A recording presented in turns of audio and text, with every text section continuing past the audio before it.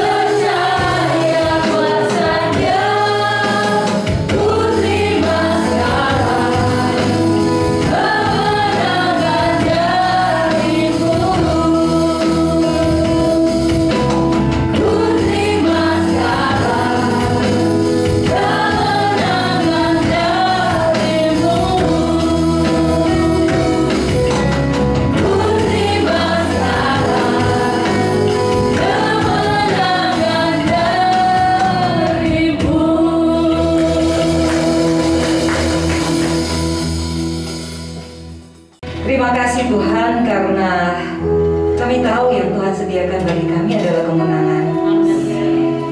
Bagaimanapun kehidupan ini memperlakukan kami, seburuk apapun itu, kami tahu Tuhan kemenangan selalu ada di pihak kami karena Tuhan ada di pihak kami.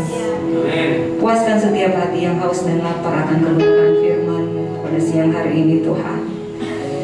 Buat kami semakin mengerti lagi apa yang Tuhan inginkan dalam kehidupan kami, sehingga kehidupan kami tidak begitu-begitu saja, tetapi kami tahu kami sedang menuju kepada rencana Tuhan yang indah, yang mulia, yang sudah terbentang di depan mata kami. Dan kami tahu Tuhan, tangan Tuhan tidak pernah meninggalkan kami. Terima kasih banyak Tuhan.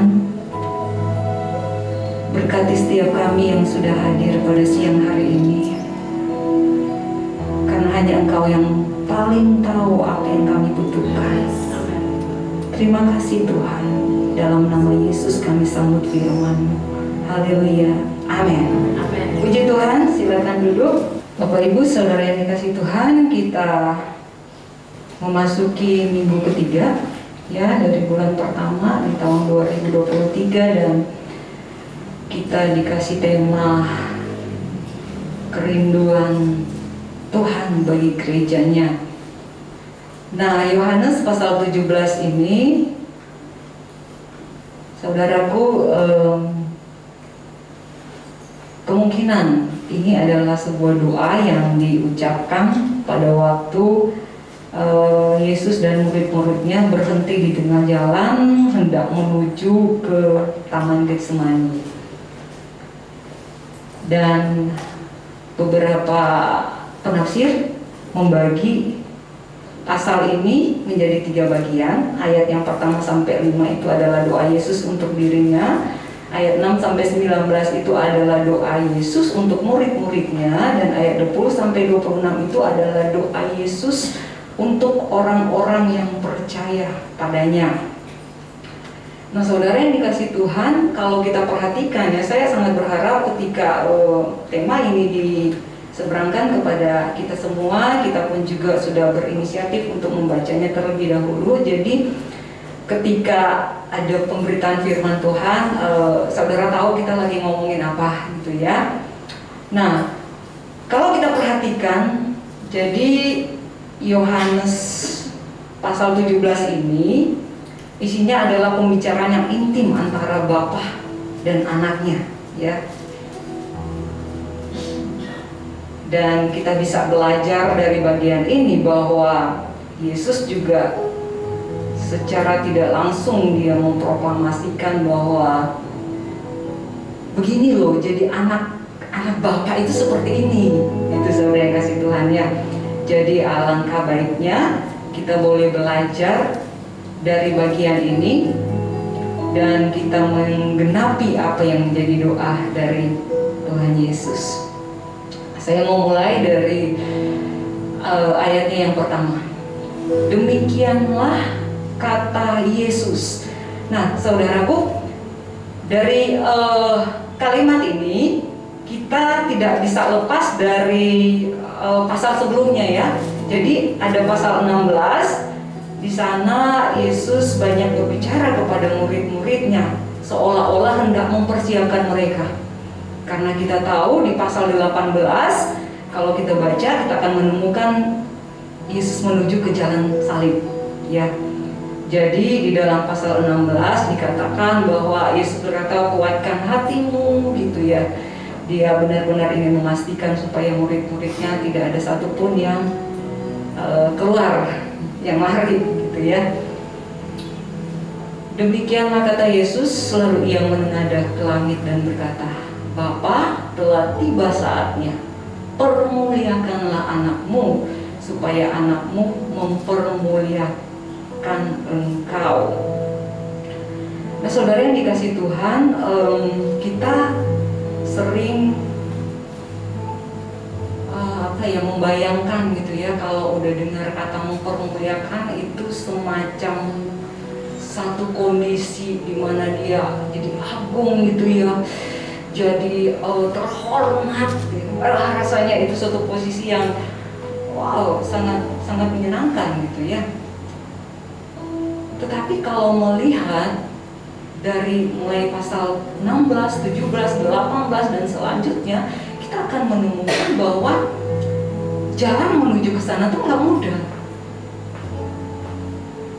Jadi untuk sampai kepada dipermuliakan itu ada jalan yang sangat sulit yang mesti dilalui. Jadi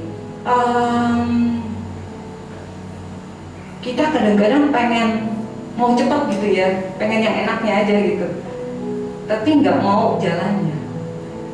Ya itu tidak mungkin. Selalu ada hal yang mungkin pahit, yang nggak enak, yang menderita, yang harus kita lewati sebelum kita sampai pada dipermuliakan. Nah itu yang terjadi dalam kehidupan Yesus. Permuliakanlah anakmu supaya anakmu mempermuliakan engkau. Untuk sampai ke titik itu tidak mudah, saudara yang dikasihi Tuhan. Ada satu proses yang harus kita lewati. Kalau di dalam ayatnya yang kelima, sebetulnya kalau kita baca nih ya, ayat 5. Oleh sebab itu ya Bapa, permuliakan aku padamu sendiri dengan kemuliaan yang kumiliki di hadiratmu sebelum dunia ada. Yesus sudah mulia. Yesus sudah mulia. Tetapi ini merupakan satu doa di mana dia pengen supaya murid-muridnya juga sadar bahwa untuk menuju ke jalan dimuliakan itu gak mudah. Ada penderitaan yang harus dilewati. Nah bagaimana dengan kita, Bapak Ibu Saudara yang dikasihi Tuhan? Yohanes 15 ayat 8 dikatakan, dalam hal inilah Bapakku dipermuliakan, yaitu jika kamu berbuah banyak. Nah, jadi jika kita punya kerinduan untuk memuliakan Bapa kita di surga, ayat ini berkata bahwa kita harus berbuah banyak. Dan di dalam proses itu kalau kita baca lagi gitu ya, Yohanes 15 ayat 2a, setiap ranting padaku yang tidak berbuah dipotongnya. Kata dipotong itu artinya adalah take away atau airo. Sebetulnya dalam pengertian yang lain dikatakan airo itu adalah dinaikkan atau diangkat. Jadi ketika Yesus mendapati bahwa ada orang yang tidak berbuat, kata yang dipakai sini dipotong dalam pengertian dinaikkan atau diangkat. Jadi maksudnya nggak ada yang dibuang sebetulnya, nggak ada. Ketika kita menjadi orang-orang pilihan Tuhan, bukan yang ditentukan untuk binasa ya. Saya berharap kita tetap adalah orang-orang pilihan Tuhan. Kita akan mengalami proses ini, dinaikkan dan diangkat. Caranya adalah jika kehidupan Anda terus-menerus tidak menghasilkan buah, Tuhan akan turun tangan untuk mendisiplin Anda. Ini pasti. Karena memang tujuan Tuhan adalah supaya kita menghasilkan buah. Hanya dengan menghasilkan buah kita boleh memuliakan Bapa di surga. Dan cara Tuhan mendisiplin itu yang mungkin yang pertama pasti ada peringatan, sesudah itu ada hajaran, kalau nggak dengar lagi ya ada sesaat. Tetapi tujuan Tuhan adalah supaya kita berbuah banyak, bukan karena Dia membenci kita. Tetapi ingat ini, jika kita ingin memuliakan Bapa, kita harus melewati jalan ini, nggak ada cara lain. Nah selanjutnya dikatakan Yohanes 15 ayat 2b, dan setiap ranting yang berbuah dibersihkannya supaya ia lebih banyak berbuah. Dibersihkan artinya adalah jika kehidupan Anda menghasilkan buah, Tuhan akan turun tangan untuk memangkas Anda. Mungkin kadang-kadang kita merasa, Tuhan saya udah hidup baik, saya udah menuruti setiap firman Tuhan, udah rajin doa, rajin baca firman Tuhan gitu ya, kok saya masih ada aja masalah, masih susah, masih sakit. Ya karena memang Tuhan ingin supaya kita makin berbuah banyak gitu. Jadi perlu dibersihkan, bukan karena ada sesuatu yang buruk di dalam kita. Karena kadang-kadang memang ada hal yang kita nggak sadari gitu ya. Ada hal mungkin yang ternyata misalkan kebiasaan itu ternyata tidak membuat kita lebih bertumbuh di dalam Tuhan. Sementara kita merasa itu baik-baik saja. Tuhan yang paling tahu kan. Jadi Tuhan perlu memangkas bagian itu. Dan cara Tuhan memangkas mungkin lewat kita ada kehilangan, ada ada sakit penyakit, ada gesekan dengan sesama, mungkin ada rencana-rencana yang tidak berjalan sesuai dengan yang kita harapkan. Iya, itu cara yang potensial. Karena kadang-kadang kita kalau cuma dicolek dikit tuh nggak berasa. Jadi tujuan Tuhan adalah supaya kita lebih banyak berbuah. Semakin dekat kita dengan Tuhan, akan semakin sedikit pengalaman pahit yang dialami. Itu katanya. Tapi ini konsep pemikiran yang salah. Nggak begitu jalan yang akan Tuhan berikan kepada kita supaya kita mempermuliakan Bapa. Justru semakin kita dekat dengan Tuhan, semakin Tuhan lihat kita apa saja yang masih perlu dipangkas dalam kehidupan kita. Yang kita pikir itu nggak masalah, yang mungkin kita pikir itu nggak apa-apa. Tapi Tuhan tahu itu menghalangi kita untuk semakin dekat dengan Tuhan, menghalangi kita untuk lebih lepas melayani Tuhan. Dan Tuhan akan melakukan itu dalam kehidupan kita, suka atau tidak, karena Dia mau kita lebih berbuah. Oke, pemangkasan bukanlah hal yang menyenangkan. Pemangkasan itu melibatkan rasa sakit dan keterhilangan. Selanjutnya Yohanes 15 ayat 5b. Barang siapa tinggal di dalam aku dan aku di dalam dia, ia berbuah banyak. Yang artinya adalah jika kehidupan Anda menghasilkan lebih banyak buah, Tuhan akan mengundang Anda untuk tinggal semakin dalam bersamanya. Wow, saya berharap kita sampai pada titik ini di mana kita merasa bahwa pokoknya kalau nggak ada Tuhan, nggak ngobrol dulu, nggak bercengkrama dulu, tuh rasanya ada yang hilang di hidup ini. Jikalau kamu tinggal di dalam aku dan firmanku tinggal di dalam kamu, mintalah apa saja yang kamu kehendaki dan kamu akan menerimanya. Privilege-nya ya, saudara. Kasih Tuhan, semakin kita dekat dengan Tuhan, itu yang akan terjadi. Doa-doa Anda dijawab oleh Allah, Anda mengalami kepuasan dan sukacita yang melimpah, Anda merasa semakin sedikit berbuat bagi Allah, namun Allah semakin banyak berbuat melalui dan di dalam diri Anda. Ini yang terjadi. Bapak Ibu Saudara yang kasih Tuhan, apabila kita melewati proses demi proses di hidup ini, gitu ya. Tetapi selalu ada pilihan. Selalu ada pilihan. Kita bisa saja mau atau tidak mau. Itu bisa terjadi. Bisa terjadi. Ya, kita bisa mengevaluasi hidup masing-masing. Apakah saya sudah menikmati hal ini atau bagaimana? Ya, itu menjadi perenungan kita. Jadi kemuliaan itu bukanlah sesuatu yang mudah gitu ya. Menuju ke sana itu nggak mudah. Kalau Yesus mau melewati jalan salib, ya kita juga mesti mau ya, diproses, dibentuk oleh Tuhan. Selanjutnya Yohanes 17 ayat 2, sama seperti engkau telah memberikan kepadanya kuasa atas segala yang hidup, demikian pula ia akan memberikan hidup yang kekal kepada semua yang telah engkau berikan kepadanya. Jadi sama seperti engkau. Jadi Yesus sedang berbicara tentang Bapa ya, bagaimana Bapa memberikan kepadanya kuasa atas segala yang hidup. Ini otoritas luar biasa sekali, saudara yang kasih Tuhan. Jadi di tangan Tuhan itu ada kuasa untuk segala hal ya. Jadi apa kita gitu ya? Apa kita manusia mengatur Tuhan? Gak ada apa-apanya. Segala otoritas itu ada di tangan Tuhan. Ya. Jadi apa ya, saudara yang kasih Tuhan, saya pernah dengar gitu ya satu kesaksian bahwa ada anak Tuhan yang bilang, "Oh, pokoknya hari ini saya mau berlaku baik gitu ya, melakukan yang benar dan sebagainya gitu ya." Jadi seolah-olah ketika dia sudah berlaku baik, Tuhan itu harus memberkati dia. Bukan apa yang kita lakukan yang akan menentukan bagaimana Tuhan memberkati kita. Kita kita jangan lupa bahwa ada kedaulatan Tuhan. Dia bisa memberkati siapapun yang dia mau berkati.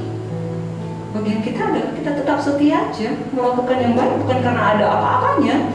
Ya memang kita harus melakukan itu. Sama seperti engkau telah memberikan. Jadi sama seperti Bapa hakikatnya adalah selalu memberikan, anak pun begitu. Jadi Bapa dan anak itu punya satu karakter dan sifat yang sama, adalah memberikan. Gitu ya. Anak menerima dari Bapa dan dia tidak menyimpan itu sendiri. Dia nggak eksklusif. Dia pun itu memberikan kepada yang lain. Jadi Bapa dan anak itu tidak pernah menahan. Ya ini sama gitu, nggak ada yang eksklusif, saudara kasih Tuhan. Jika kita menerima sesuatu dari Tuhan, adalah merupakan sifat dan karakter daripada Tuhan yang harusnya menjadi sifat dan karakter kita juga. Kita menjadi orang yang mudah sharing, yang mudah berbagi.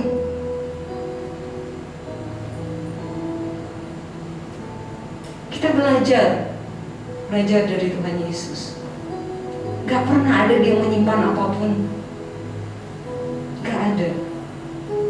Apa yang dia terima dari Bapa, itu dia berikan kepada murid-muridnya. Seharusnya begitu kita. Apa yang kita terima dari Tuhan, kita pun mau dengan mudah sharing dengan orang lain.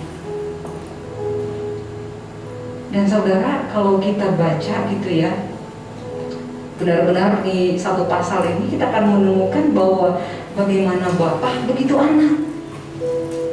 Jadi Yesus itu benar-benar dia merepresentasikan dengan sempurna Bapaknya. Itu luar biasa loh.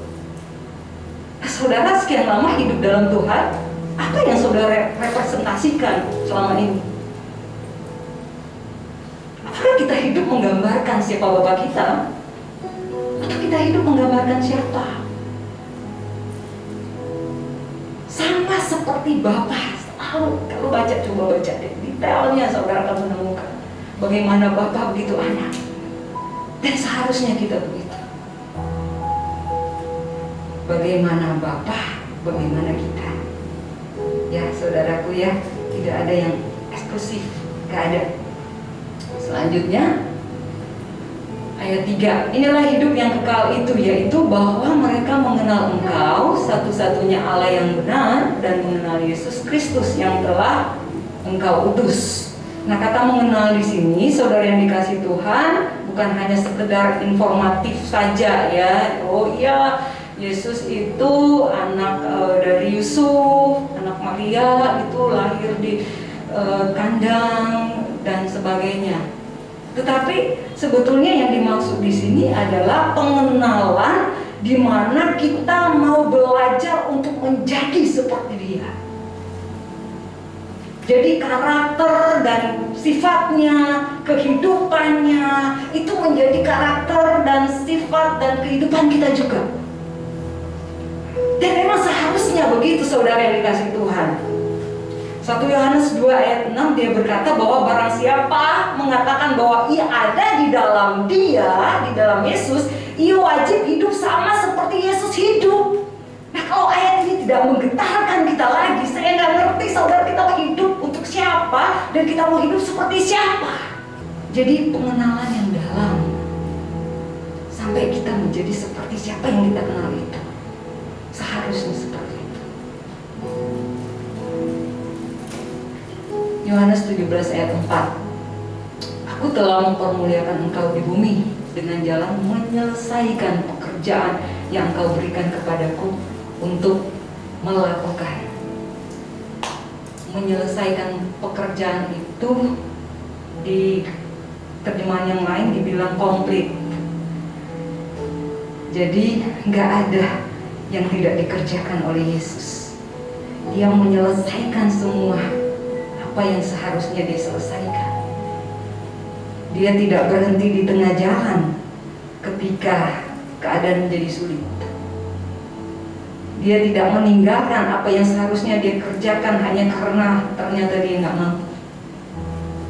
Saya tahu ada waktu di mana Tuhan Yesus benar-benar merasa Tuhan, Bapa gitu ya. Ini terasa berat. Tetapi dia tidak memilih mundur atau menyerah. Bagi dia adalah satu kebahagiaan, kehormatan apabila dia boleh menyelesaikan apa yang memang sudah ditentukan Bapa untuk dia selesaikan. Nah, saudara, kita siapa? Tiba-tiba udah ya, saya nggak melayani lagi. Itu rasanya berat. Itu bukan saya. Kasih orang lain aja. Karena kita berpikir, saudara yang dikasih Tuhan, betapa besar kepercayaan Tuhan kepada kita. Ketika kita belum melakukan apa-apa pun, Tuhan sudah beri kita sesuatu. Tuhan sudah beri kita bakat, kita diberi talenta, kita diberi keterampilan. Padahal Tuhan belum lihat bukti bahwa kita bisa atau enggak mempertanggungjawabkan itu. Tapi udah dikasih dulu. Besar sekali kepercayaan Tuhan terhadap kita. Bahkan sebelum dia melihat bukti apakah kita mampu atau tidak melakukannya. Dan kalau kita lihat Mika 6, di sana kita akan menemukan bahwa Allah kita itu Allah yang menuntut. Ada waktunya dia akan bertanya kepada kita apakah yang sudah dia tugaskan kepada kita sudah kita kerjakan dengan benar. Apakah kita sudah selesaikan dengan sungguh-sungguh apa yang sudah dia percayakan untuk kita lakukan. Ini luar biasa, saudara kasih Tuhan, yang kita suka lupa. Selesaikan pekerjaan kita. Saya yakin kita masing-masing dikasih Tuhan satu pekerjaan. Entah mungkin itu berhubungan dengan di tengah keluarga kita, bagaimana menjadi seorang ayah yang bertanggung jawab dalam pekerjaan. Itulah pekerjaan-pekerjaan yang harus kita selesaikan, saudara yang kasih Tuhan. Jangan menyerah hanya karena itu menjadi berat untuk kita jalani. Saudara tahu, Bapa menghormati orang yang melayani Tuhan. Yohanes 12 ayat 6. Kalau Bapa sudah menghormati seperti itu, kita nggak perlu hormat-hormat yang lain. Itu cukup bagi kita. Selesaikan setiap pekerjaan kita. Dan percaya, doa Tuhan Yesus akan digenapi dalam kehidupan kita. Puji Tuhan. Firman Tuhan sampai di sini. Kita akan berdoa, mengucap syukur.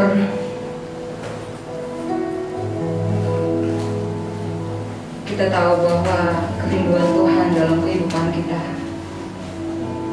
sangatlah besar.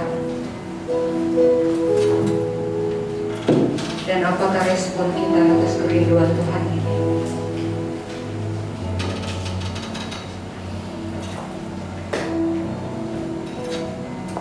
Apakah kita siap untuk melewati proses demi proses agar Bapa semakin dimuliakan dalam kehidupan kita? Apakah kita siap untuk selalu membagi apa yang Tuhan sudah berikan dalam kehidupan kita? Apakah kita siap untuk benar-benar menjadi representasinya Bapa? Kehidupan kita menggambarkan Bapa kita. Dan apakah kita siap untuk menyelesaikan setiap pekerjaan yang Tuhan wajibkan untuk kita selesaikan?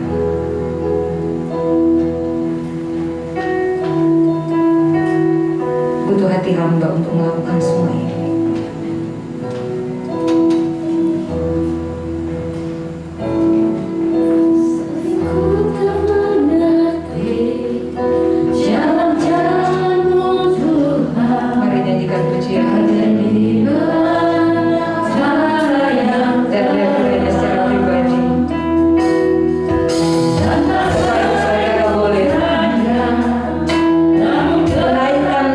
Pujian ini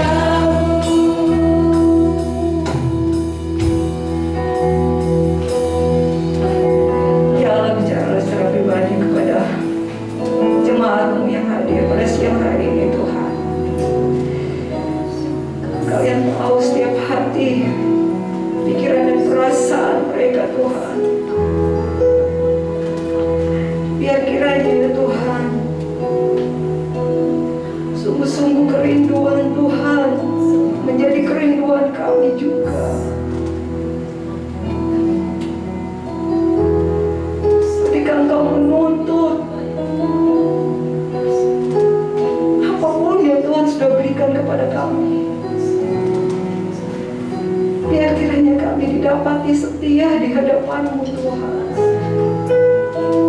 Tolong kami Tuhan, limpahkan segala anugerah dan kasih karunia-Mu atas kami. Karena kami mengakui keterbatasan, kelemahan dan kekurangan kami Tuhan. Seringkali kami melakukan kesalahan, tetapi kami tahu Tuhan, Engkau tidak mudah untuk melepaskan kami. Kami tahu itu Tuhan. Pegang terus tangan kami ya Allah. Selama ada Tuhan bersama dengan kami, jalan segelap, seburuk, dan semenyakit apapun itu Tuhan akan kami jalani.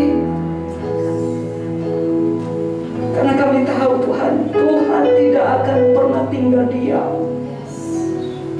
Kau sudah berjanji bahwa kemenangan selalu ada di pihak kami. Terima kasih Tuhan buat kebenaran firman-Mu. Kami selalu memohon Roh Kudus perjelas lebih lagi itu kepada masing-masing kami secara pribadi, sesuai dengan kebutuhan kami. Engkau dimuliakan, Engkau dihormati, Engkau dihargai. Terima kasih banyak Tuhan. Kami percaya kami sudah diberkati. Dalam nama Yesus kami berdoa. Amin.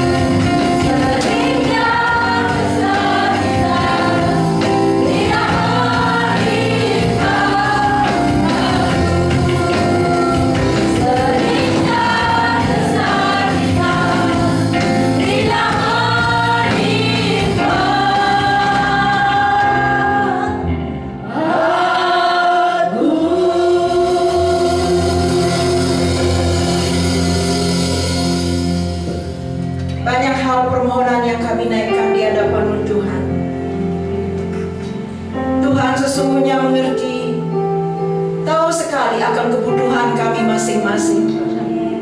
Sebelum kami meninggalkan ruangan ini, kami mau membawa menantu daripada Ibu Diana.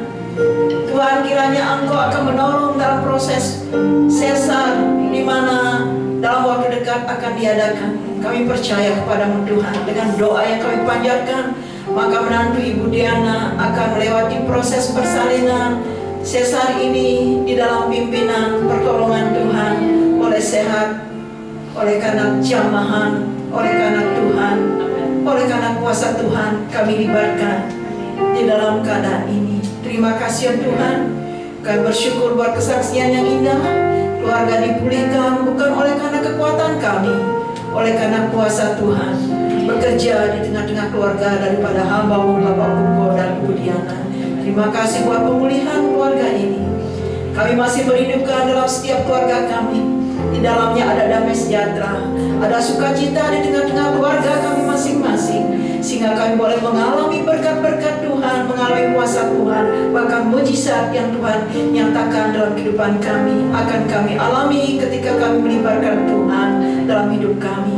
Demikian Tuhan, kami melibatkan kuasa Tuhan, nama Yesus Allah kami yang hidup, untuk menjamah dan menyembuhkan daripada David putra daripada Bapak Yunus. Tuhan jamahlah ya Allah, sembuhkanlah ya Tuhan. Kalau ada hal-hal yang Kau temukan yang tidak berkenan di hadapan Allah, kuasa-kuasa kegelapan yang coba mengganggu di dalam nama Yesus, kami patahkan kuasanya, kami tolak dan kami mengimani kuasa Tuhan. Darah Yesus membungkus David dan keluarganya, sehingga kemenangan pun berpihak bagi keluarga Bapak Yunus, dan David pun dijamah, disembuhkan oleh kuasa Tuhan. Terima kasih ya Tuhan. Kami juga berdoa buat Bapak Desmond, Tuhan jamah dan sembuhkan dia, supaya dia mengalami kembali kuasa pemulihan daripada Tuhan. Terima kasih Tuhan Yesus, Engkau baik dan sangat baik. Kami berdoa buat gereja di tempat ini Tuhan. Kami rindu gereja ini menjadi milik kami Tuhan. Kekuatan kami tidak seberapa, dana kami juga tidak seberapa, namun kekuatan kuasa Tuhan, berkat Allah melebihi daripada pikiran kami. Engkau sanggup memberikan kami gereja ya Allah. Engkau sanggup memberikan gedung ini bagi kami Gereja Pajaran Batu, supaya nama Tuhan terus kami dapat muliakan di tempat ini. Kami Tuhan secara manusia menginginkan tempat ini menjadi milik kami. Kalau lebih daripada itu Tuhan, kami persilahkan Tuhan, kehendak Tuhanlah yang jadi. Kalau Tuhan sudah memberikan kami kesempatan beribadah di tempat ini sudah lebih kurang 6 tahun, kami percaya ada maksud dan tujuan Tuhan untuk tempat ini bagi kami jemaat Tuhan. Terima kasih Tuhan. Kami mengimani milik Tuhan yang terbaik yang Kau berikan juga kepada kami menjadi milik kami. Segala sesuatu yang Kau miliki adalah milik kami. Dana berkat itu milik Tuhan dan juga milik kami. Kerinduan Tuhan juga menjadi milik kami Allah, karena Engkau sesungguhnya merindukan gereja Tuhan berkembang. Terima kasih ya Tuhan, Engkau baik dan sangat baik. Terpujilah akan nama Tuhan. Tuhan, hari Minggu yang akan datang kami hanya beribadah satu kali saja, oleh karena satu dan lain hal. Kiranya Tuhan juga berkenan memberkati ibadah kami di hari Minggu yang akan datang.